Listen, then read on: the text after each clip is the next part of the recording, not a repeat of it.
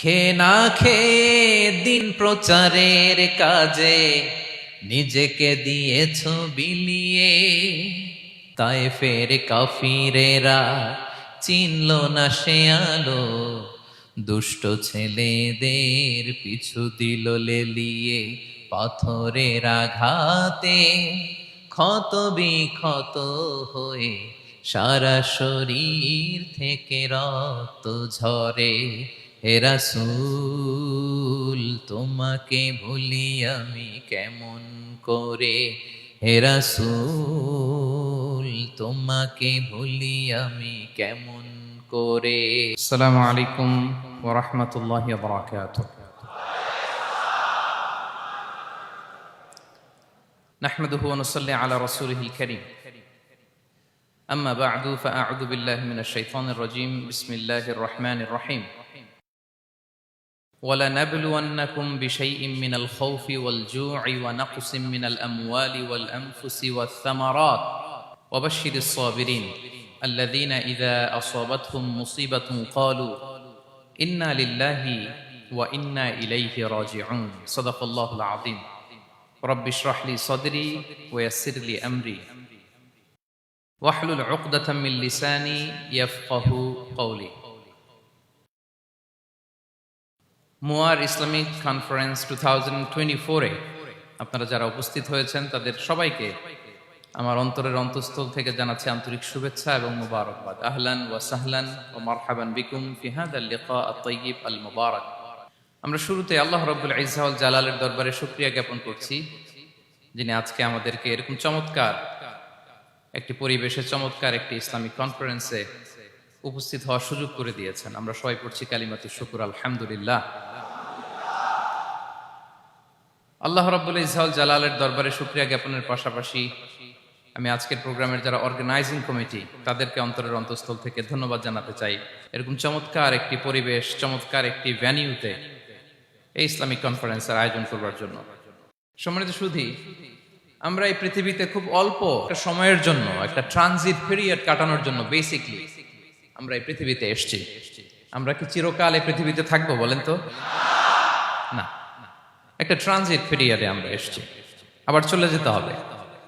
এই যে আমাদের জীবন, এই জীবনের জন্য বিপদ, আপদ, পরীক্ষা, স্ট্রাগল এটা অনিবার্য, এটা হবে। বিপদ নাই, কষ্ট নাই, আপদ নাই, অনিশ্চয়তা নাই, স্ট্রাগল নাই, এমন কি কেউ আছে এখানে? কেউ কি হাত তুলে বলতে পারবেন যে হুজুর আমার জীবনে কোনো বিপদ নাই, অথবা আমার জীবনে কোনো দুঃখ নাই, কষ্ট নাই, কোনো স্ট্রাগল নাই, কোনো রিস্ক নাই? এরকম সৌভাগ্যবান কেউ আছেন এখানে? তাহলে জীবনের জন্য পরীক্ষা এটা অনস্বীকার্য, হবেই হবে পরীক্ষা। পৃথিবীর জীবনটাই এমন, এভাবেই এই লাইফকে ডিজাইন করা হয়েছে। পরীক্ষা থাকবে, এখানে বিপদ থাকবে, এগুলো উত্তীর্ণ হয়ে আপনাকে যেতে হবে।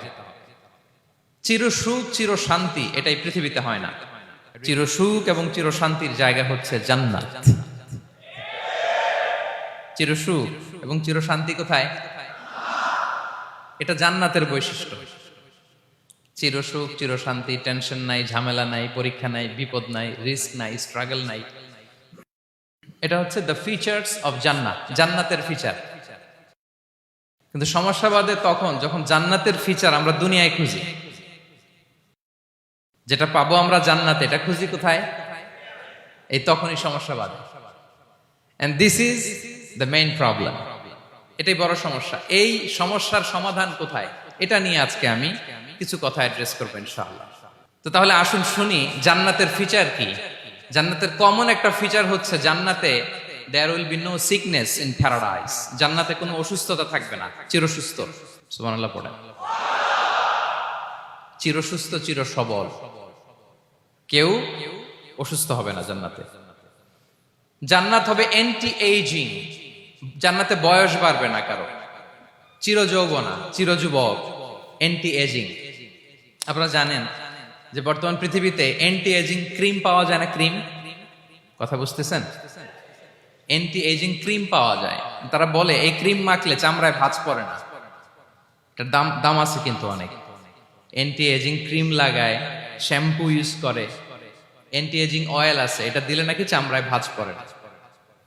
ইভেন ভারতের অনেক বড় একজন ব্যবসায়ী মুকেশ আম্বানি, নাম শুনছেন না, যে তার ছেলের বিয়ে হয়ে গেল, তো এই মুকেশ আম্বানির স্ত্রী নীতা আম্বানি, সে কিছুদিন আগে এক বটল গোল্ড ওয়াটার খেয়েছে, gold water, and it's cost $60,000 $60,000 দাম এক বোতল গোল্ড ওয়াটারের। কেন? ফর অ্যান্টি এজিং, যাতে বয়সের ছাপ গালে না থাকে। এখন বলেন, এভাবে কি আমাদের বয়সকে ধরে রাখা সম্ভব এই পৃথিবীতে?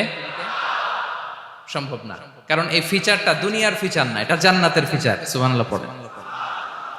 তাহলে জান্নাতে কেউ অসুস্থ হবে না, জান্নাত হবে চির যৌবন, চির যৌবনা, ওখানে আমরা যুবক থাকবো, প্রত্যেকে 33 বছরের যুবক যুবতী হয়ে জান্নাতে ঢুকবো। বিষ্ণু ইসলাম বলেন, আহলুল জান্নাতি জুরদা ওয়া মুরদা ওয়া আবনাউ সালাসিন ওয়া সালাসিন, জান্নাতে যারা যাবে শুভ্র দাড়িবিহীন, প্রত্যেকে হবে 33 বছর বয়সের। ওই যে 33 বছর বয়সে একবার ঢুকলেন আর বয়স বাড়বে না, ওইটাই চিরকাল ওই বয়স পাবেন। জান্নাতের আরেকটা ফিচার হচ্ছে নো ফ্রাস্ট্রেশন, কোনো চিন্তা নাই, দুশ্চিন্তা নাই, হাইপার টেনশন নাই, সজীব প্রাণবন্ত। সুবহানাল্লাহ। জান্নাতের আরেকটা ফিচার হচ্ছে there is no expiry date in Jannat. Expiry date আছে? জান্নাতে যে ঢুকবো 7 দিনের জন্য চেক ইন, নাকি চেক ইন কয় দিনের জন্য? 7 দিন, 10 দিন পরে চেক আউট করে ফেলবে, এরকম না, নো এক্সপায়ারি ডেট, আজীবন। একবার এন্ট্রি পেলে বের হওয়ার টেনশন নাই। আল্লাহু আকবার। তাহলে no expiry date, rather it's eternal, আজীবন থাকবেন, খালিদিনা ফিহা, চিরকাল থাকবেন। এবং জান্নাতের সবচাইতে গুরুত্বপূর্ণ ফিচার হচ্ছে there will be no death in Jannat. জান্নাতে আপনার আর মৃত্যু হবে না, মৃত্যুর বিদায় হবে, তার মানে আপনি অমর হবেন।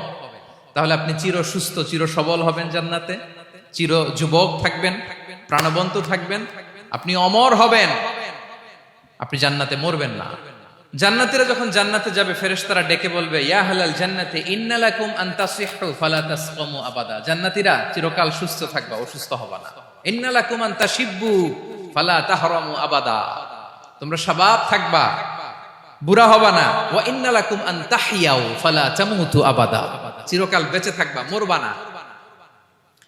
এবং সেদিন জান্নাতে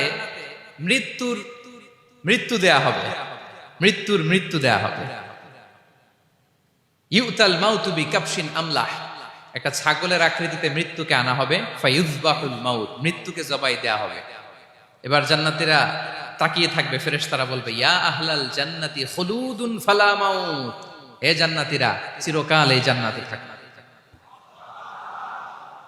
তাহলে জান্নাতের ফিচার পাইছেন। এখন কোন বোকা যদি এই ফিচার দুনিয়ায় খোঁজে, পাবে? পাবে না, কারণ দুনিয়ার ফিচার আলাদা। দুনিয়ার ফিচার কি? এই দুনিয়াতে বিপদ আসবে, কষ্ট আছে দুনিয়াতে, হতাশা আছে, ভয় আছে, অসুস্থতা আছে, বার্ধক্য আছে, এবং এই দুনিয়ার একটা এক্সপায়ারি ডেট আছে, আছে না? দ্য ডে ইউ ডাই, যেদিন আপনি মারা যাবেন, এটা আপনার এক্সপায়ারি ডেট, চলে যেতে হবে, চলে যেতে হবে। এই পৃথিবীতে মৃত্যুর অস্তিত্ব আছে, সবকিছু থমকে দিয়ে, আপনাকে চমকে দিয়ে মৃত্যু চলে আসবে, ঠিক কিনা বলেন? তাহলে এগুলো হচ্ছে দুনিয়ার ফিচার। এই দুনিয়াতে বিপদ আপদ, কষ্ট, ঝুঁকি, স্ট্রাগল, বার্ধক্য, অসুস্থতা, এগুলো নিয়ে আমাদেরকে টিকে থাকতে হয়। এটা দুনিয়ার ফিচার, মিলায় ফেললে হবে না। জান্নাতের ফিচার একটা, দুনিয়ার ফিচার আরেকটা। দুনিয়াতে কষ্ট থাকবে, বিপদ আপদ থাকবে। এই দুনিয়ার ফিচারটা আল্লাহ তাআলা কোরআনের একটা আয়াতে খুব চমৎকার ভাবে উল্লেখ করেছেন, সেটা দিয়েই আমি আলোচনা শুরু করেছি। আল্লাহ তাআলা ইরশাদ করছেন, ওয়ালা নাবলুওয়ান্নাকুম বিশাইইম মিনাল খাউফি ওয়াল জুই ওয়া নাকসিম মিনাল আমওয়ালি ওয়াল আনফুসি ওয়াস সামারাত ওয়া বাশশিরিস সাবিরিন। আল্লাহ তাআলা বলছেন, অবশ্যই অবশ্যই আমি তোমাদেরকে পরীক্ষা করব, ভয় দিয়ে, ক্ষুধা দিয়ে, সম্পদের ঘাটতি দিয়ে, আতঙ্ক দিয়ে, প্রাণনাশ দিয়ে, ফল ফসলের হানি দিয়ে পরীক্ষা করব। কিন্তু এই পরীক্ষায় যারা উত্তীর্ণ হবে, যারা সবর ইখতিয়ার করবে, ওয়াবাশশিরিস সাবিরিন, ধৈর্যশীলদের জন্যই হচ্ছে সুসংবাদ। আলহামদুলিল্লাহ পড়ে। তাহলে সম্মানিত সুধী, আমরা বুঝতে পারলাম এই পৃথিবীর ফিচার হচ্ছে এখানে বিপদ থাকবে, বিপদ ছাড়া কেউ থাকবে না। স্ট্রাগল থাকবে, কষ্ট থাকবে, ঝুঁকি থাকবে, রিস্ক থাকবে, এবং নানা ধরনের বিপদ আপদ দিয়ে আল্লাহ তাআলা আমাদেরকে পরীক্ষা করবেন। এটা মাস্ট, এটা আমাদের মাইন্ডসেটে নিয়ে নিতে হবে। মাইন্ডসেটে এটা ক্লিয়ার থাকতে হবে। চিরসুখ চিরশান্তি এই দুনিয়াতে মিলবে, কোথায় মিলবে তাহলে এটা? তাহলে বিপদ আসবেই, আপদ আসবেই, পরীক্ষা থাকবেই আমাদের জীবনে। তবে ইন্টারেস্টিংলি মজার বিষয় হচ্ছে পরীক্ষাটা এক একজনের এক এক রকম। পুরো পৃথিবীটা একটা পরীক্ষা ক্ষেত্র, কিন্তু কারো প্রশ্নপত্রের সাথে কারো প্রশ্নপত্রের কোনো মিল নাই। সুবহানাল্লাহ। আমার পরীক্ষা একরকম, আপনার পরীক্ষা আরেক রকম, ওই ভাইয়ের পরীক্ষা আরেক রকম, ওনারটা আরেক রকম। সবাই পরীক্ষার্থী, সবাই পরীক্ষার্থী, কিন্তু কারো প্রশ্নপত্রের সাথে কারো প্রশ্নপত্রের কোনো মিল নাই। কারোর জন্য পরীক্ষা হচ্ছে সে খুব অসুস্থ, প্রচন্ড অসুস্থতা, তার জন্য পরীক্ষা। ক্যান্সারের রোগী, দুরারোগ্য ব্যাধি, ডক্টর বলছে 4th স্টেজে চলে আসছে, কয়েক মাস বাঁচতে পারে, এটা তার জন্য পরীক্ষা। আবার কারো দেখবেন যে খুব একটা অসুস্থতা নাই, অসুস্থতার ঝামেলা নাই, কিন্তু তার দারিদ্রতা আছে, তার আর্থিক অনটন, এটা তার জন্য পরীক্ষা। আবার কারো দেখবেন অসুস্থতাও নাই, দারিদ্রতাও নাই, তার দাম্পত্য জীবনের সমস্যা আছে না নাই? অনেকের দেখবেন এগুলো কোনোটাই সমস্যা না, তার ছেলে কথা শোনে না, মাদকাসক্ত। আহা, মাদকাসক্ত, রিহ্যাবে পাঠায়, আবার আসে, আবার গাঁজা খাওয়া শুরু করে, আছে না নাই বলেন? দেখেন তার পরীক্ষাটা আবার আলাদা। অনেকের দেখবেন মেয়ে বাবার কথা শোনে না। আবার অনেকের দেখবেন যে ব্যবসায় সমস্যা, লসের পর লস, লাভ উঠাতে পারে না। তাহলে পরীক্ষা ছাড়া, বিপদ আপদ ছাড়াই দুনিয়াতে কেউ নাই, কেউ নাই প্রিয় ভাইরা। এটা আমাদের মাথায় রাখতে হবে। পরীক্ষা আপনাকে দিতেই হবে, পরীক্ষা দিয়ে দিয়েই নিজেকে প্রমাণ করতে হবে। আর এক একজনের পরীক্ষাটা এক এক রকম, কারো পরীক্ষার সাথে কারো পরীক্ষার কোনো মিল থাকবে না। তো মাঝে মাঝে আমরা এটা ভুলে যাই। আল্লাহ তাআলা কালামে পাকে রিমাইন্ডার দিয়ে আমাদেরকে স্মরণ করিয়ে দিতে চান যে এই পৃথিবীতে আসলে তোমরা এসেছো পরীক্ষা দিতে। এটাই জীবনের বড় বাস্তবতা। আমাদের জীবনে যত হতাশা, আমাদের জীবন নিয়ে যত অভিযোগ, আমাদের মনে যত কষ্ট, আমাদের হৃদয়ের ভেতরে যত অস্থিরতা, তার মূলে হচ্ছে এই সমস্যা যে আমরা ভুলেই গেছি আমরা পরীক্ষা দিতে আসছি। এটা যদি ভুলে না যান, এটা যদি আপনার মাইন্ডসেটে থাকে যে পুরো জীবনটা একটা পরীক্ষা, তাহলে দেখবেন কোনো কিছু আপনাকে কাবু করতে পারবে না। আপনি হতাশ হবেন না, জীবন নিয়ে আর অভিযোগ থাকবে না, আপনি ভেঙে পড়বেন না, সব অভিযোগ হতাশা দূর হয়ে যাবে। তারপর বুঝতে পারলাম পরীক্ষা আপনাকে দিতেই হবে। পরীক্ষা দেয়া ছাড়া এই পৃথিবী থেকে চলে যাওয়ার কোনো চান্স বা সুযোগ আমাদের কারো নেই। সূরাতুল আনকাবুতে আল্লাহ তাআলা এই কথাটা আরো চমৎকার ভাবে বলেছেন। আল্লাহ তাআলা ইরশাদ করছেন, আহাসিবান নাসু আইয়ুতরাকু আইয়াকুলু আমান্না ওয়া হুম লা ইফতানুন ওয়ালাকাদ ফাতান্নাল্লাযীনা মিন ক্বাবলিহিম ফালা ইয়া'লামান্নাল্লাহু আল্লাযীনা সাদাকু ওয়া লা ইয়া'লামান্নাল কাযিবিন। আল্লাহ বলেন, মানুষ কি ভেবেছে সে শুধু বলবে আমি ঈমানদার আর তাকে আমি জান্নাতে ঢুকাই দিব? না, কখনো না, কোশ্চিন কালেও না। বরং পূর্ববর্তীকালে যারা পৃথিবীতে এসেছিল তাদেরকে আমি পরীক্ষা নিয়েছি, পরীক্ষা করেছি, এবং তাকেও ঈমানের প্রশ্নে সে সত্যবাদী না মিথ্যাবাদী পরীক্ষা দিয়ে দিয়ে নিজেকে প্রমাণ করতে হবে। ঠিক কিনা বলেন? পরীক্ষা দিয়ে আপনাকে প্রমাণ করতে হবে। এবং এই পরীক্ষার ব্যাপারটা, এটা যে শুধু আমরা সাধারণ মানুষ আমাদের জীবনে দুঃখ বিপদ পরীক্ষা এমনটা না। এই পৃথিবীর সবচাইতে শ্রেষ্ঠ মানুষ যারা ছিলেন তাদেরকে আল্লাহ পরীক্ষা নিয়েছেন। বলেন তো এই পৃথিবীতে সবচাইতে শ্রেষ্ঠতম মানুষ কারা? সবচাইতে শ্রেষ্ঠ ভালো মানুষ কারা ছিল পৃথিবীতে? বলেন তো নবীরা। আওয়াজ করে বলেন তো কারা? তো বলেন তো নবীদের জীবনে পরীক্ষা ছিল কি ছিল না? হ্যাঁ ছিল। বেশি না কম? বিষ্ণু ইসলামকে জিজ্ঞাসা করা হলো, আইয়ুন নাসি আশাদ্দু বালাআন ইয়া রাসূলুল্লাহ, হে আল্লাহর রাসূল, এই পৃথিবীতে কাদের জীবনে পরীক্ষা বেশি? বিষ্ণু ইসলাম বললেন, আল আম্বিয়া, নবীদের জীবনে। আল আম্বিয়া সুম্মাল আমসাল ফাল আমসাল, সবচাইতে জীবনে পরীক্ষার সম্মুখীন সবচাইতে বেশি হয়েছেন নবীরা। তারপরে নবীদের পরবর্তী অবস্থান যাদের, সিদ্দিকিন যারা, সোহাদা যারা, সলিহিন যারা, আল্লাহওয়ালা যারা, তাদের জীবনে পরীক্ষা বেশি। ইউবতালার রাজুলু আলা হাসাবি দীনি, ব্যক্তির দিনদারি যত বেশি তার জীবনে আল্লাহর পরীক্ষাও তত বেশি। আপনি আল্লাহওয়ালা হবেন, আপনার জীবনে পরীক্ষাও অনেক বেশি। এজন্য ইমানদার হওয়া যেমনি মর্যাদার, ইমানদারের জীবনে পরীক্ষাও হবে অনেক বেশি। এবং পরীক্ষা যত বড়, খেয়াল রাখতে হবে, মন খারাপ করার কোনো সুযোগ নেই। পরীক্ষা যার জীবনে যত বড়, সেটাতে সফল হতে পারলে ওটার প্রতিদানও বড়। পরীক্ষা যত বড়, এটাতে সাকসেস হইতে পারলে এটার রিওয়ার্ডও তত বড়। বিষ্ণু ইসা ইসলাম বলেন, ইযামুল জাযাই মাআ ইযামিল বালা, বালা যত বড় জাযাও তত বড়, প্রতিদানও তত বড়। আপনারা নবীদের জীবনে যদি খেয়াল করেন, দেখবেন যেই নবীর জীবনে পরীক্ষা যত বেশি, সেই নবীর জীবনে সফলতাও তত বেশি।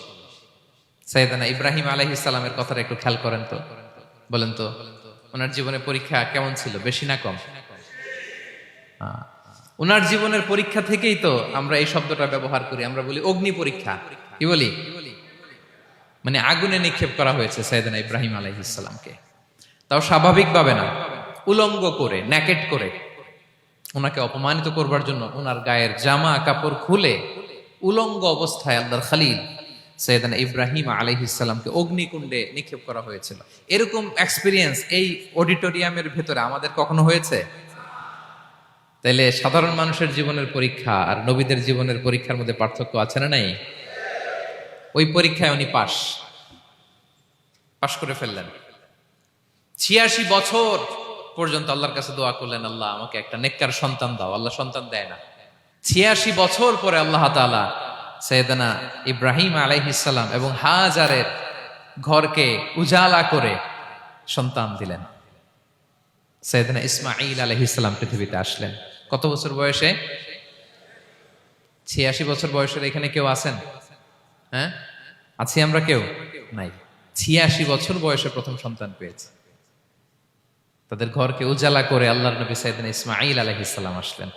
এবার আল্লাহ বললেন, যাও স্ত্রীকে আর এই কলিজার টুকরা সন্তানকে, থাকো তো প্যালেস্টাইনে, প্যালেস্টাইন থেকে ১৫০০ কিলোমিটার দূর, দ্য ব্যারেন ল্যান্ড, ওই মক্কার ধুধুমরু প্রান্তরে রেখে আসো, যেখানে কেউ নাই, মানুষ নাই, গাছ নাই, পাখি নাই, পানি নাই, যাও রেখে আসো। আচ্ছা বলেন তো, ৮৬ বছর পরে যে লোকটা সন্তান পেল, বুঝে শুনে উত্তর দিয়েন, ৮৬ বছর পরে যে লোকটাকে আল্লাহ তাআলা সন্তান দিল, তার হৃদয়ে ওই সন্তানের জন্য মায়া বেশি না কম? এমনি তো আমাদের প্রথম সন্তানের হিস্ট্রিটা একটু খেয়াল করেন তো। প্রথম আমাদের যে মেয়ে হয়েছিল বা যাদের ছেলে হয়েছিল, তার প্রতি আদর, সোহাগ, দরদ, ভালোবাসা, আল্লাহ কত ছিল। আর ৮৬ বছর বয়স আল্লাহ তাআলা ওনাকে সন্তান দিলেন, দিয়ে বললেন, যাও হাজারকে আর ইসমাঈলকে মক্কার ধুধুমরু প্রান্তরে রেখে আস। আল্লাহ তাআলা বলতে দেরি, চলে যেতে দেরি নাই, মুহূর্তে উনি রওনা হয়ে গেলেন। সুবহানাল্লাহ পড়বেন না? রেখে আসলেন মক্কার ধুধুমরু প্রান্তরে। এবার আল্লাহ বললেন, যাও রিটার্ন ব্যাক টু প্যালেস্টাইন, প্যালেস্টাইনে চলে যাও। চলে গেলেন, হৃদয়টা ভেঙে খান খান। অনেক বছর পরে আল্লাহ তাআলা আবার অনুমতি দিলেন, যাও এবার ছেলেকে দেখে আসতে পারো, যাও প্যালেস্টাইন থেকে আবার মক্কায় যাও। সাইয়েদনা ইব্রাহিম আলাইহিস সালাম প্যালেস্টাইন থেকে আবার ১৫০০ কিলোমিটার পথ পাড়ি দিয়ে, এখনকার মতো ফ্লাইটে যায় না, গাড়িতেও না, উটে করে। কিসে করে? উনি যে কতবার মক্কা থেকে ফিলিস্তিন এসেছেন আর গিয়েছেন, কোনো ইয়ত্তা নাই, হিসাব নাই। গেলেন, এবার ছেলেটা হাঁটতে পারে, দৌড়াতে পারে, একটু একটু কথা বলতে পারে, আব্বু আব্বু ডাকতে পারে। কেমন মায়া লাগে বলেন তো? মায়া ভালোবাসায় যখন টইটম্বুর, ঠিক ওই মুহূর্তে আল্লাহ বললেন, ছেলেকে জবাই করো, জবাই করো ছেলেকে। আল্লাহ তাআলা বলতে দেরি করেছেন, আল্লাহর আদেশ পালনে ১ সেকেন্ডও তিনি দেরি করেন নাই। ছুরি চালালেন, জান্নাত থেকে দুম্বা নিয়ে আসা হলো।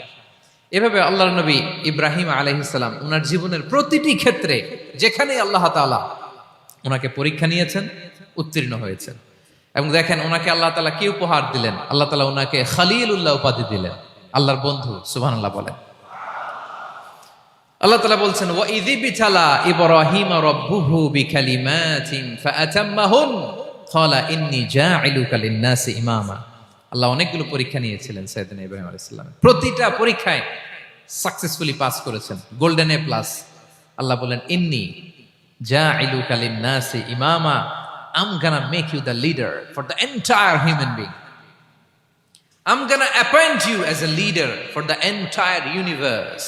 গোটা বিশ্বের জন্য, গোটা মানবতার জন্য আমি তোমাকে লিডার বানায় দিলাম। ইযমুল জাযাই মা'a ইযমিল বালা। পরীক্ষা যত বড়, ওই পরীক্ষায় পাশ করলে ওইটার ফলাফল ও প্রতিদানও বড়। তাহলে দেখেন প্রিয় ভাইরা, সাইয়েদনা ইব্রাহিম আলাইহিস সালামের জীবনে পরীক্ষার কোনো শেষ ছিল না। আমি আপনি কোথায়? আল্লাহর খলিলের জীবনে যদি এত পরীক্ষা থাকতে পারে, আমি আপনি কোথায় বলেন তো? এবার বলেন, সাইয়েদনা মূসা আলাইহিস সালাম, ওনার জীবনে তো কোনো পরীক্ষার ছিল না। হ্যাঁ, গুণে শেষ করতে পারবেন? জন্মটাই তো হয়েছে পরীক্ষার মধ্য দিয়ে। মিশরের ছেলে সন্তান হইলে ফেরাউন বলছে জবাই করো, ওনার মা এরকম সিন্ধুকে করে ভাসায় দিলেন নীল নদীতে। আল্লাহু আকবার! কি একটা রোমাঞ্চকর পরিস্থিতির মধ্য দিয়ে আল্লাহ তাআলা ওনাকে বাঁচালেন। সুবহানাল্লাহ। জন্মই হয়েছে পরীক্ষার মধ্যে দিয়ে। বড় হইলেন, ফেরাউনের ভয়ে দেশ ত্যাগ করলেন, মিশর থেকে মাদিয়ান। আবার আল্লাহর আদেশে যখন ফিরে আসলেন, আবার ফেরাউনের সাথে তর্ক বিতর্ক, যুদ্ধ। একটা রাত আল্লাহ নবী মূসা আলাইহিস সালাম শান্তি মতো মিশরে ঘুমাতে পারে নাই।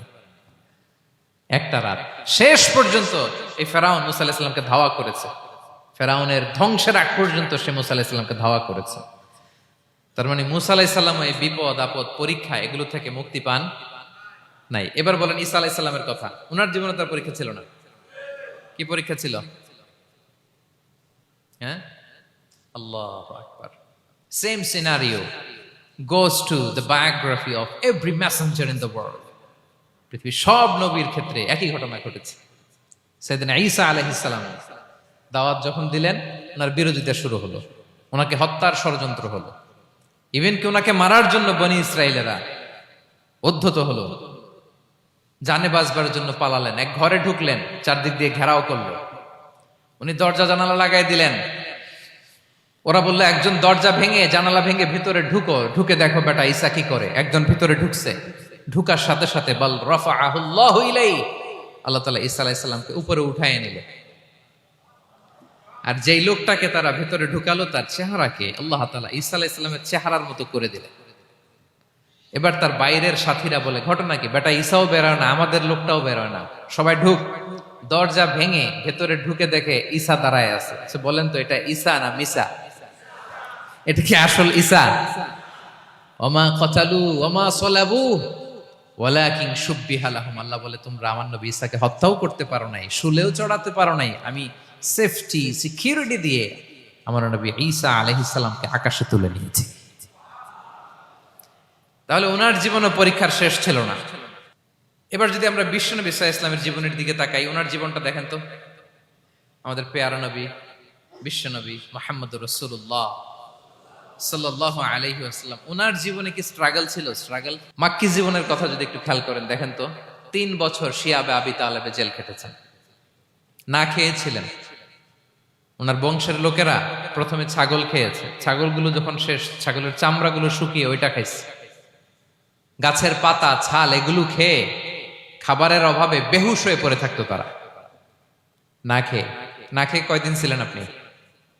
আমি কয়দিন ছিলাম না খেয়ে? মনেই তো পড়ে না, না খেয়েছিলাম কিনা কোনোদিন। এ হচ্ছে মাক্কি জীবন। মেন্টালি প্রেসার দেয়া হয়েছে। বিশ্বনবীর চাচা আবু লাহাব, তার 2 ছেলে উতবা আর উতাইবা, এদের সাথে বিয়ে দিয়েছিলেন 2 মেয়ের। যখন দাওয়াত দেওয়া শুরু করলেন, 2 মেয়েকে ডিভোর্স দিয়ে দিল। দেখেন, একটা বাবার জন্য প্রাপ্তবয়স্কা মেয়েকে যখন উঠায় নেয়ার আগে ডিভোর্স দেয়, তার মানসিক অবস্থাটা কেমন থাকে বলেন? মেন্টালি প্রেসারাইজ করা হয়েছে, ফিজিক্যালি হ্যারাস করা হয়েছে। বিষ্ণু ইসলাম যখন নামাজে দাঁড়াতেন, উটের পচা নারী ভুঁড়ি বিষ্ণুনবীর কাঁধে চাপিয়ে দেওয়া হতো। আপনার জীবনে এরকম ঘটছে কখনো? আপনি নামাজ পড়তেছেন, উটের পচা নারী ভুঁড়ি আপনার কাঁধে চাপিয়ে দেওয়া হয়েছে। কয়দিন হয়েছে এরকম? কয়দিন হয়েছে? হ্যাঁ, তারপরে তো আলহামদুলিল্লাহ বেরোয় না মুখ দিয়ে। কেমন আছেন হুজুর কোয়েন না, বেশি একটা সুবিধার না, তাই না? বেশি একটা একটু মিলাবেন। কতটুকু পরীক্ষা আমরা দিয়েছি। তায়েফে গেলেন বিশ্বনবী, তায়েফে গেছিলেন জমির বায়না দিতে, তাই না? জমি কিনবে তায়েফে। তায়েফবাসীদেরকে জাহান্নামের আগুন থেকে বাঁচাতে গিয়েছিলেন, নিজের জন্য না। সেখানে তায়েফের ছেলেরা পাথর মেরেছে বিষ্ণু ইসলামের গায়ে। এত শুভ্র দেহ ছিল, চেহারা ছিল, বিষ্ণুনবীর গা দিয়ে ঝরঝর করে রক্ত ঝরেছে। ফিজিক্যাল হ্যারাসমেন্টের শিকার হয়েছেন বিষ্ণু ইসলাম। যখন যেদিন বিষ্ণু ইসলামকে হত্যার ষড়যন্ত্র করা হলো, আল্লাহ তাআলার আদেশে তিনি মক্কা থেকে মদিনায় হিজরত করলেন। মদিনাতে যে একটা রাত, সপ্তম হিজরির আগ পর্যন্ত শান্তিতে ঘুমাতে পারেন নাই। 3 দিকে 3 ইহুদি বসতি, বনু কাইনুকা, বনু নদীর, বনু কুরাইজা। আহা, খাওয়ার মধ্যে বিষ মিশিয়ে দেয়া হয়েছিল বিষ্ণু ইসলামের। বাজুর, খাসির বাজুর রান পছন্দ করতেন। এক ইহুদি মহিলা বিষ্ণু ইসলামের ওই রানের মধ্যে বিষ মিশিয়ে দিয়েছিল। ওই বিষের যন্ত্রণায় মৃত্যুর আগ পর্যন্ত বিষ্ণুনবী কাতরাতেন, এবং উনি ইন্তেকালের সময় ওই বিষের ব্যথা যন্ত্রণাতে ইন্তেকাল করেছেন। বিষ্ণুনবীর ইন্তেকালটা শাহাদাতের ইন্তেকাল ছিল। বিষ্ণু ইসলাম বলেছেন, ওই যে খায়বার এলাকার ওই মহিলা যে আমার খাবারে বিষ মিশিয়েছিল, সেই বিষের যন্ত্রণা, বেদনা, কষ্ট আমি অনুভব করছি। খেয়ে না খেয়ে দিন প্রচারের কাজে নিজেকে দিয়েছ বিলিয়ে, তায়েফের কাফিরেরা চিনল না সে আলো, দুষ্ট ছেলেদের পিছু দিল লেলিয়ে, পাথরের আঘাতে ক্ষত বিক্ষত হয়ে সারা শরীর থেকে রক্ত ঝরে। হে রাসূল তোমাকে ভুলি আমি কেমন করে, হে রাসূল তোমাকে ভুলি আমি কেমন করে। হাজার ব্যথা বেদনার পরে ফিরে আসনি তুমি আপন ঘরে, দিনের আলো তুমি ছড়িয়ে দিতে চলে গেলে মদিনায় মক্কা ছেড়ে। হে রাসূল তোমাকে ভুলি আমি কেমন করে, হে রাসূল তোমাকে ভুলি আমি কেমন করে। ঠিক কিনা বলেন? একটা রাত শান্তিতে, শান্তির ঘুম তিনি দিতে পারেন নাই। প্রিয় ভাইয়েরা, তাহলে আমরা কি বুঝলাম? বিশ্বনবীর জীবনে পরীক্ষা ছিল কি ছিল না? আমাদের উপায় আছে? আমরা বাঁচতে পারবো এই বিপদ আপদ পরীক্ষা ঝঞ্ঝাল থেকে? বাঁচতে চাইলেও বাঁচতে পারবো? পারবো না। ইমাম মালিক আলাইহি রাহমা নাম শুনেছেন? ইমাম মালিক, ওনার জ্ঞান থেকে লাখো লাখো মানুষ উপকৃত হয়েছে, কোটি কোটি মানুষ উপকৃত হয়েছে। মদিনার রাস্তায় রশি দিয়ে ওনাকে টেনে হিচড়ে এক এলাকা থেকে আরেক এলাকায় নিত জালেম বাদশারা। ইমাম মালিক আলাইহি রাহমা। ইমাম আহমদ ইবনে হাম্বল, ওনাকে বেত্রাঘাত করা হতো, চাবুক দিয়ে পেটানো হতো। আমাদের মাযহাবের ইমাম আল ইমাম আল আযম আবু হানিফা আলাইহি রাহমা, ওনাকে কারাবন্দী করা হয়েছিল। তার মানে দেখেন, যত বড় বড় স্কলার, যত বড় বড় মাশায়েখ, এমনকি আম্বিয়া আলাইহিমুস সালাম, ওনারাও পরীক্ষা বিপদ আপদ থেকে রেহাই পান। পাইছে? তাহলে আপনি আর আমি পাবো? বলেন তো। তাহলে এটা আমাদের ব্রেইনে গেঁথে নিতে হবে যে জীবন মানেই এখানে বিপদ থাকবে, পরীক্ষা থাকবে, স্ট্রাগল করে করে আমাকে আগাতে হবে। কেউ আমার জন্য রেড কার্পেট বিছিয়ে রাখবে না। এই জীবনটা বড় জটিল। This is life, how it's design. এভাবেই পৃথিবীকে ডিজাইন করা হয়েছে। এখানে বিপদ আছে, কষ্ট আছে। এই পরীক্ষা দিয়ে দিয়ে আপনাকে উত্তীর্ণ হতে হবে। বুঝতে পেরেছেন প্রিয় ভাইরা? নাও দ্য কোশ্চেন আরাইজ, এখন প্রশ্ন হচ্ছে, কেন আল্লাহ এই পরীক্ষা নেন? কেন? আল্লাহ তাআলা সূরা মুলকে বলেছেন, এই পৃথিবী সাজানোর, এই জীবন মৃত্যুর এই খেলা, এটার উদ্দেশ্যটাকে আল্লাহ তাআলা স্পষ্ট করে বলেছেন, আল্লাযী খালাকাল মাউতা ওয়াল হায়াতা লিয়াবলুয়াকুম আইয়ুকুম আহসানু আমালা। জীবন মৃত্যু দিয়ে তোমাদের জীবনকে সাজানো হয়েছে এজন্য, যাতে করে তিনি তোমাদের পরীক্ষা করতে পারেন। কি করতে পারেন? তোমাদের মধ্যে কে সৎকর্মে অগ্রগামী, কে কাজে ভালো, আমলে ভালো, এটা দেখার জন্য। বেসিকলি আল্লাহর দেখার প্রয়োজন নাই, আমাদেরকে দেখানোর জন্য এই পরীক্ষার আয়োজন। আমি ভালো করবো না খারাপ করবো এটা আল্লাহ জানে না, তো ওনার পরীক্ষা করা লাগে কেন? কথা বলেন। আমি জান্নাতি না জাহান্নামী এটা আল্লাহ জানেন না? বেসিকলি আমাদেরকে জানানোর জন্য এই পরীক্ষার আয়োজন। কাদেরকে জানানোর জন্য? মানে তুমি জেনে যাও তুমি জান্নাতি না জাহান্নামী, আমি ভালো করেই জানি। একটা ছোট্ট উদাহরণ দিলে বুঝতে পারবেন প্রিয় ভাইয়েরা। ধরেন আল্লাহ তাআলা দুইজনকে সৃষ্টি করলেন। উদাহরণস্বরূপ একজনের নাম আব্দুল্লাহ আর একজনের নাম আব্দুর রহমান। সৃষ্টির পরে আব্দুল্লাহকে বললেন, আব্দুল্লাহ আমি জানি তুমি পৃথিবীতে 50 বছর হায়াত পাইতা, খুব ভালো কাজ করতে, তুমি দুনিয়াতে অনেক ভালো কাজ করতে, এটা আমি আগেই জানি, আমার অসীম জ্ঞান বলে আমি আগে থেকেই জানি। তো যাও, তোমার এইমাত্র সৃষ্টি করলাম, যাও তুমি জান্নাতে ঢুকে যাও, কারণ আমি জানি তুমি জান্নাতি হবে। আচ্ছা, আর আব্দুর রহমান তুমি পৃথিবীতে খুব খারাপ কাজ করতে, এটা আমি জানতাম, তোমারে পাঠাইলে খারাপ কাজ করবা, তুমি সীমালঙ্ঘন করবা, অন্যায় করবা, অপরাধ করবা, তুমি জাহান্নামী হবা, যাও। যেহেতু আমি জানি পরীক্ষার আর দরকার নেই, তোমারে জাহান্নাম দিয়ে দিলাম, যাও ঢুকে যাও। আব্দুল্লাহ ঠিকই জান্নাতে ঢুকে যাবে, আব্দুর রহমান কি ঢুকবে? ঢুকবে।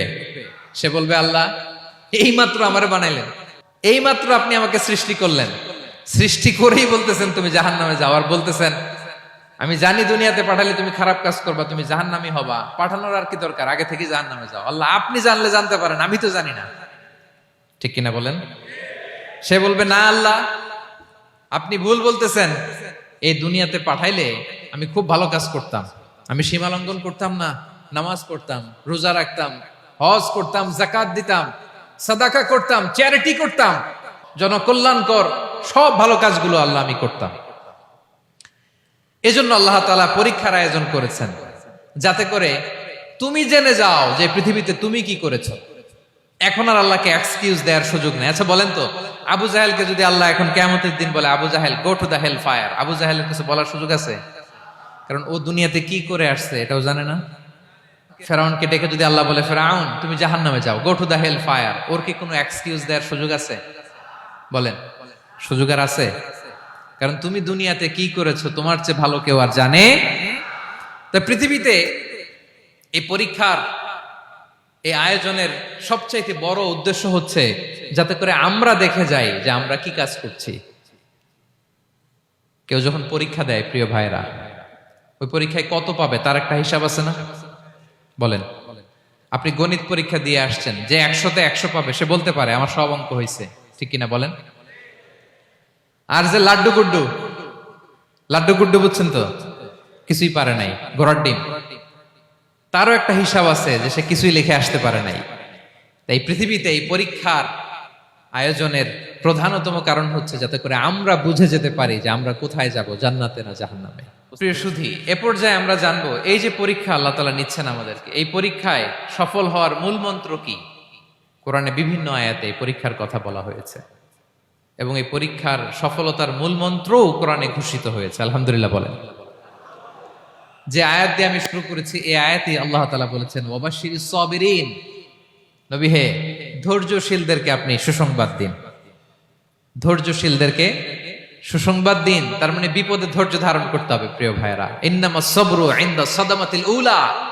বিপদে আমরা অনেক সময় প্যানিক হয়ে যাই, অস্থির হয়ে যাই, কি করব, হতাশ না।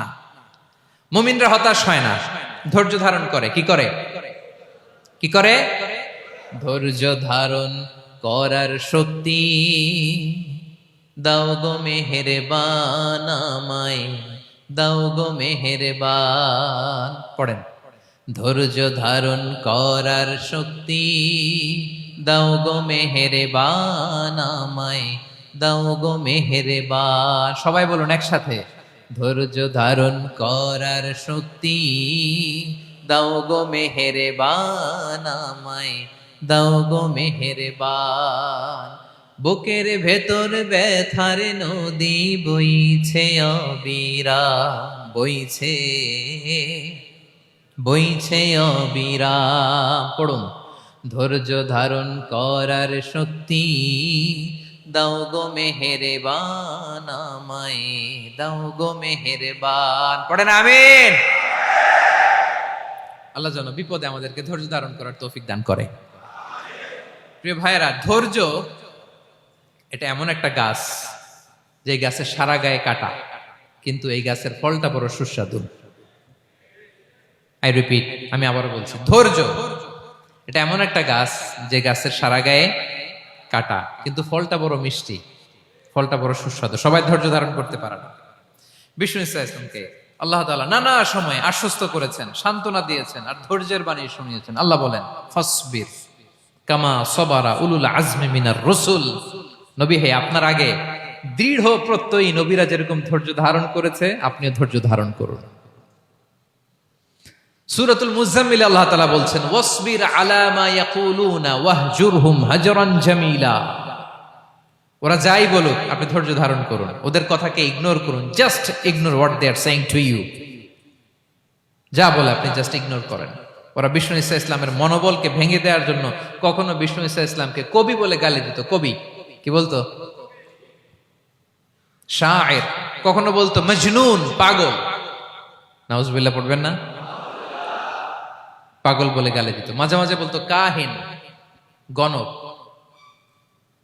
মাঝে মাঝে বিষ্ণু ঈসা ইসলামকে তারা বলতো আবতার, লেস কাটা। মুহাম্মদ, তোমার ছেলে নাই, তোমার বংশ নির্বংশ হয়ে গেছে, তোমার নাম নেয়ার মতো কেউ নাই। আহা, কপাল পোড়া। গোটা বিশ্বব্যাপী বিষ্ণু ঈসা ইসলামের সুনাম সুখ্যাতি ছড়িয়ে দিয়েছে কে? আকাশ বাতাস মাড়িয়ে, সাত আকাশ ছাড়িয়ে আল্লাহর আরশ পর্যন্ত আল্লাহ তাআলা বিষ্ণু নবীর সুনাম সুখ্যাতিকে সৌচ্চ করেছেন। ঠিক কিনা বলেন? ইগনোর করুন। আপনাকে কবি বলে, গণক বলে, আপনাকে পাগল বলে, আপনাকে লেসকাটা বলে, জাস্ট ইগনোর দেন। বর্তমান সময়েও নানা ধরনের ট্যাগ আমাদেরকেও দেয় কি দেয় না বলেন? দেয়। আমাদেরকে কি বলে? মৌলবাদী বলে, বলে বলে ওই যে রাজাকার বলে। হ্যাঁ, রাজাকার রাজাকার খেলার দিন শেষ। মন মতো হইলে মুক্তিযোদ্ধা, মন মতো না হইলে রাজাকার, এই দিন শেষ। ওই দিন আর নাই। এই কার্ড দিয়ে আর খেলার দিন নাই। এগুলো মানুষ আর খায় না এখন, এগুলো গিলে না আর।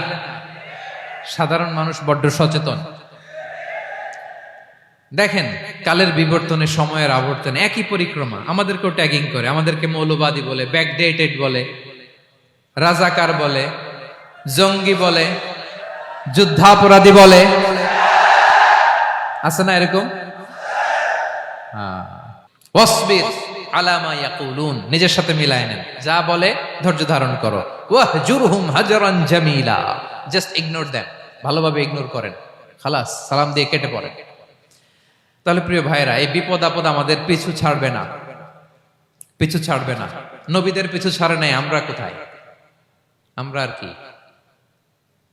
বিপদ আমাদেরকে ধৈর্য ধারণ করতে হবে, মনোবল হারাইলে হবে না।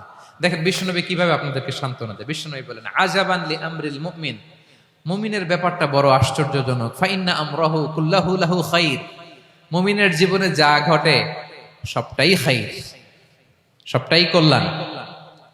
ইন আসাবাতহু সাররাউ শাকারা ফাকানা খাইরাল্লাহ ওয়া ইন আসাবাতহু দাররাউ সাবারা ফাকানা খাইরাল্লাহ।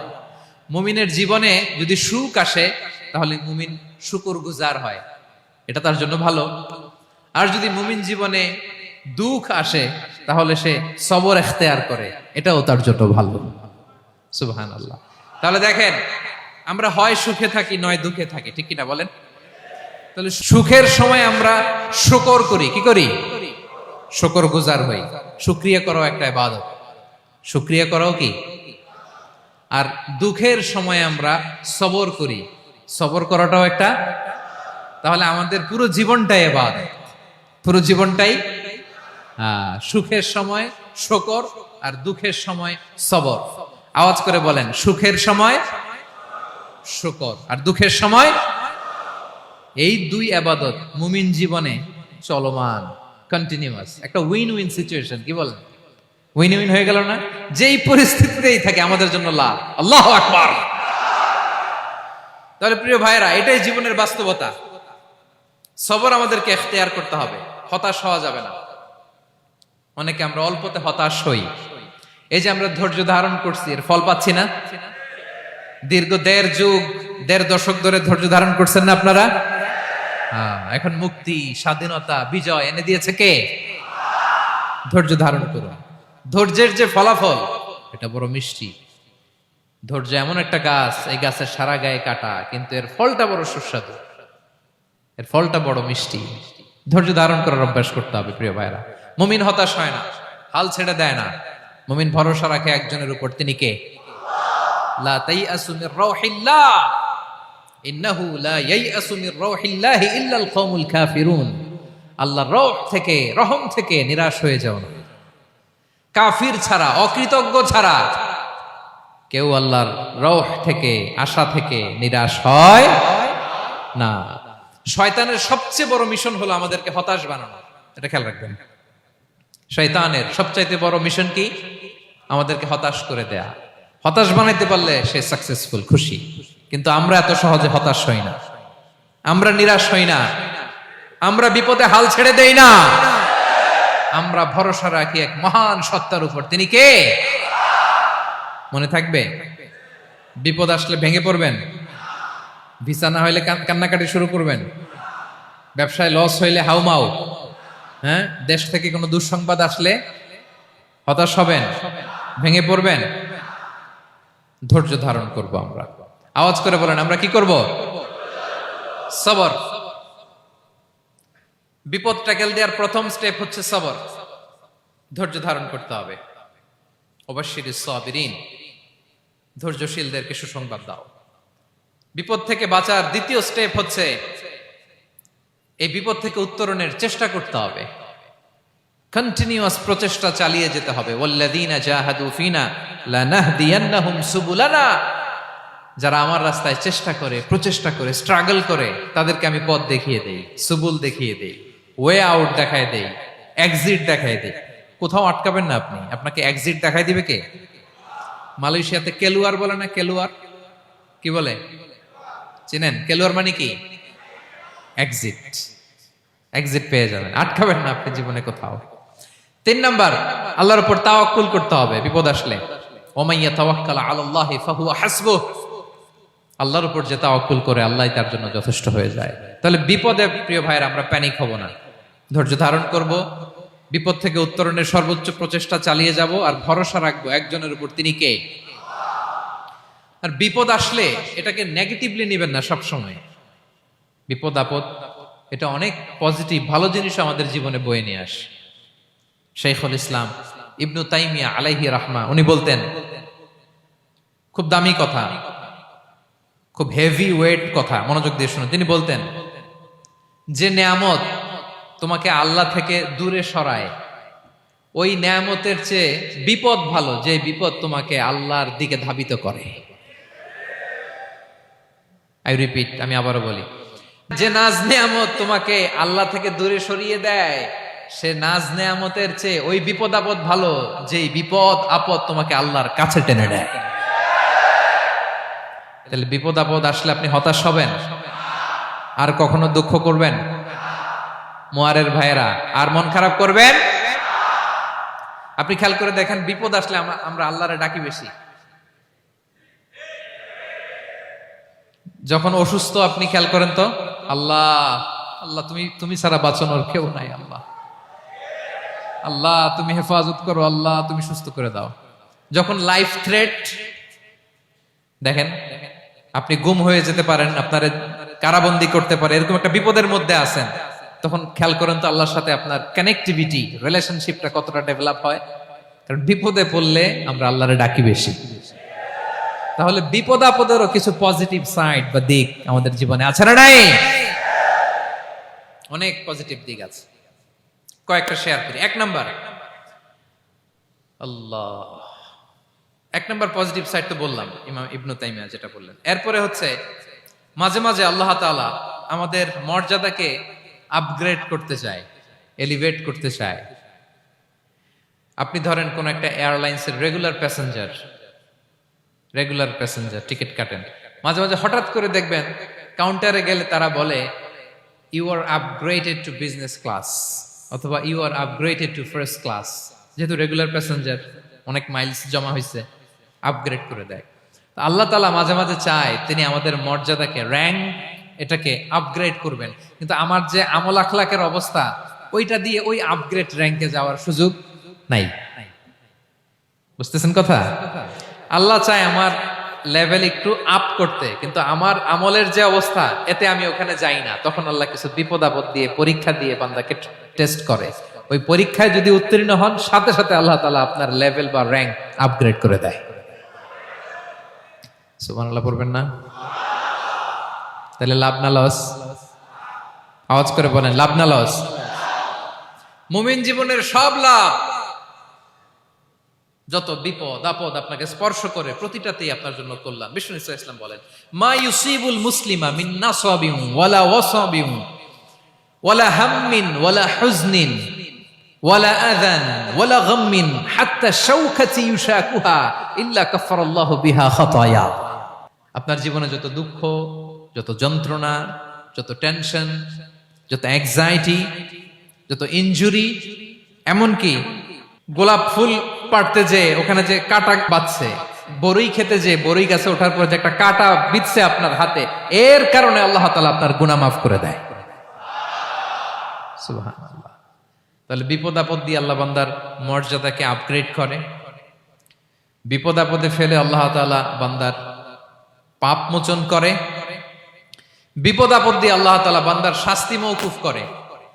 এমন পাপ করছেন এটার জন্য শাস্তি বরাদ্দ হয়ে গেছে, কিন্তু আল্লাহ তাআলা ওই শাস্তি থেকে মাঝে মাঝে আপনাকে বাঁচাতে চায়, তখন কিছু বিপদ দিয়ে বান্দারে পরীক্ষা করে। উত্তীর্ণ হলেই আল্লাহ তাআলা ওই শাস্তিকে মওকুফ করে দেয়। তাহলে আসুন সামারি করি, পুরো আলোচনাটার সামারি করি।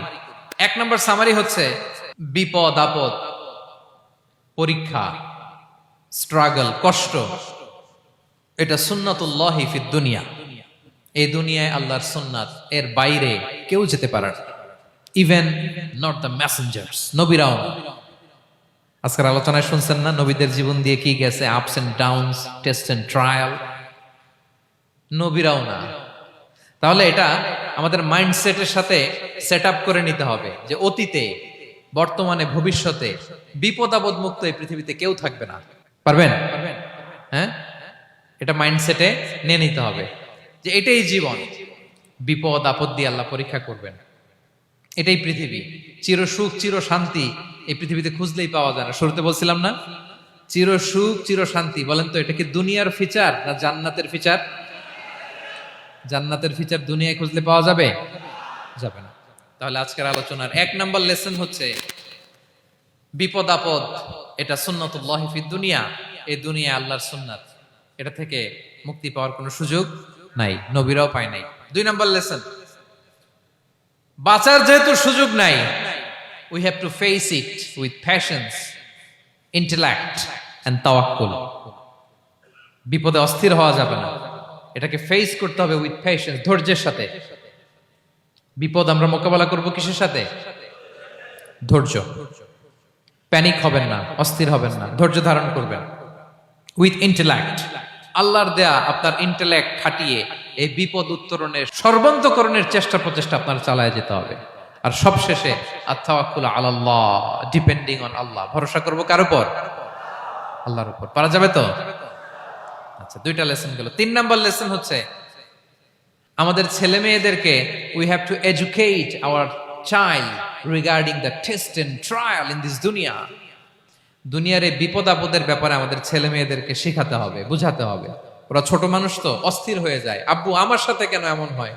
আমারই শুধু পেন্সিল চুরি হয়, আমারই শুধু এটা হয়, আমি পরীক্ষায় খারাপ করি, আমি ব্যথা পাই, আমার এই আমার সেই। ছোট মানুষ তো বুঝে না। ওরা বুঝাইতে হবে যে বাবা, this is the essence of life, এটাই জীবন। এটাই কি? এই লাইফ হ্যাকস গুলো তাদেরকে শেখাইতে হবে। ডোন্ট বি প্যানিক, প্যানিক হওয়া যাবে না। This is how life is design. এটাই জীবন, বিপদ আপদ আসবে, এটাকে মেনে নিতে হবে, ছেলে মেয়েদেরকে শিখাইতে হবে, তাহলে তারাও প্যানিক হবে না। পারবেন তো ইনশাআল্লাহ? আচ্ছা, 4 নাম্বার লেসন হচ্ছে যেটা আমরা জানলাম, এই বিপদ আপদ সবসময় আমাদের জন্য খারাপ না। Sometimes it brings khair for us if dealt properly. ঠিক মতো বিপদকে ডিল করতে পারলে এটা আসলে আমার জন্য আখেরে কল্যাণই বয়ে নিয়ে আসে। কি বলেন, তাই না? কল্যাণ বয়ে নিয়ে আসে। সব শেষ কথা হলো, আমরা যেন এই বিপদগুলোকে প্রপারলি ডিল করতে পারি, আমরা যেন সবর এখতিয়ার করতে পারি। আল্লাহর কাছে চাইতে হবে, দোয়া করতে হবে, কারণ তৌফিক দেওয়ার মালিক কে? আল্লাহর কাছে যেন আমরা কায়মনোবাক্যে প্রার্থনা করতে পারি, আল্লাহ এই বিপদকে যেন আমরা ডিল করতে পারি উইথ সাবর, উইথ ইন্টেলেক্ট, উইথ তাওয়াক্কুল। আসল হাতিয়ার হচ্ছে এটা, দোয়া। আল্লাহর কাছে চাইবেন, মনোযোগের সাথে চাইবেন, আন্তরিকতার সাথে চাইবেন। উদুল্লাহ ওয়া আনতুম মুকিনুনা বিল ইজাবা। বিষ্ণু বলেন এমন ভাবে চাও যেন তুমি অনেকটা কনফার্ম যে তোমার দোয়া আল্লাহ কবুল করবেনই, এমন ভাবে চাও। অনেকে রোবোটিক দোয়া করে। রোবোটিক দোয়া মানে দোয়ার মধ্যে প্রাণ নাই, ধ্যান নাই, মন নাই, আগ্রহ নাই, ভালোবাসা নাই, ওই দোয়া আল্লাহ কবুল করে না। মনোযোগ দিয়ে চাইতে হবে চাওয়ার মতো, তাহলে আল্লাহ তাআলার পক্ষ থেকে তৌফিক পাওয়া যাবে। পারা যাবে তো ইনশাআল্লাহ? আল্লাহ তাআলা আমাদের সবাইকে বিপদে আপদে ধৈর্য ধারণ করার তৌফিক দান করুক। নবীরা তাদের জীবনে যেভাবে স্ট্রাগল, আপস এন্ড ডাউনস, বিপদগুলোকে, টেস্ট এন্ড ট্রায়ালগুলোকে ডিল করেছে, আমরা যেন সেভাবে ডিল করতে পারি। আল্লাহ তৌফিক দান করুক। আল্লাহ তাআলা আমাদের সবাইকে কথাগুলো বোঝা আর আমল করার তৌফিক দান করুক। হাযা মা ইনদি ওয়াল ইলমু ইনদাল্লাহি আলাইহি তাওয়াক্কালতু ওয়া ইলাইহি উনীব। ওয়াসসালামু আলাইকুম ওয়া রাহমাতুল্লাহি তাআলা ওয়া বারাকাতুহু।